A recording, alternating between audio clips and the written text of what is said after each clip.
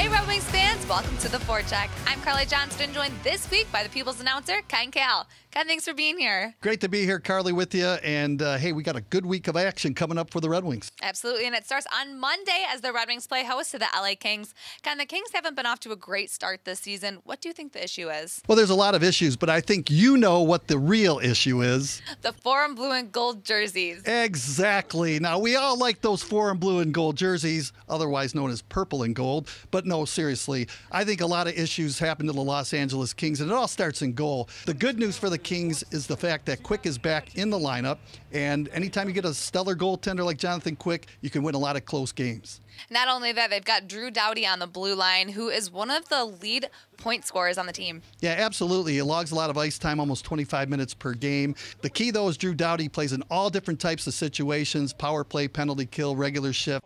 He's a tough guy to get around. Then on Tuesday, the Red Wings will head to Washington, D.C. to take on the defending Stanley Cup champion, the Washington Capitals. The Red Wings were in Washington not too long ago, and they lost to the Capitals. But it was a close game. The Red Wings put up a really good fight. It really was, and it was a 1-1 tie going into the third period, and then two quick goals late in the third period really was the demise of the Red Wings. But with that said, the Capitals are the defending Stanley Cup champs. They know how to win. They know what it takes to win, so it's going to be a good game for the Wings. And we all know who will be waiting in that right circle for the one-timer, the grade A, Alexander Ovechkin. Yeah, he scored over 620 goals in his career, and I think half of them came from that right face-off circle. What a dynamic hockey player he is. And not only the fact that he can score goals, but he's a physical presence on the ice. He'll wear you down with big body checks.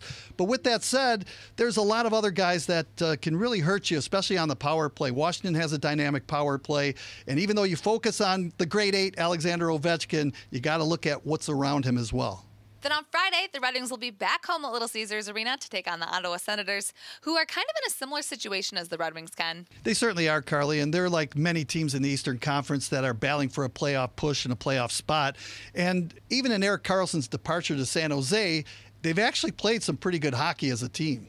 You mentioned Erik Karlsson, so who has stepped up to fill that void of his absence? You would think it would be a veteran defenseman, not so. It's a youngster by the name of Thomas Chabot, and he's really put up some impressive numbers, and his play, Carly, has really been a big factor in how they play as a team. This is a big game for those two clubs, especially because they're neck and neck in the conference standings. You're absolutely right about that, Carly, and whenever you're neck and neck with a team, you want to surpass them, and the 2 points are big 2 points. A lot of people say it's a 4-point game. It's a must-win situation. I know it's early in the season, but you want to distance yourself from the teams that are similar to you. The Red Wings end their week on Saturday on the road in New York, taking on the Islanders, who are going through a transition with a new head coach, Barry Trotz.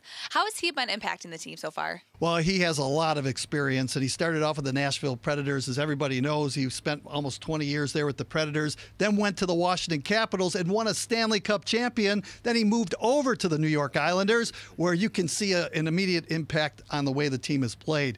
He's a terrific head coach, defensive-minded, loves to be on the attack, too, with his offense. And again, he's just made a huge impact with that team, and we're only, 30 games into the season. Another transition in leadership is a new captain, Anders Lee. Anders Lee is a terrific captain. He took over for John Tavares, who moved over to the Toronto Maple Leafs.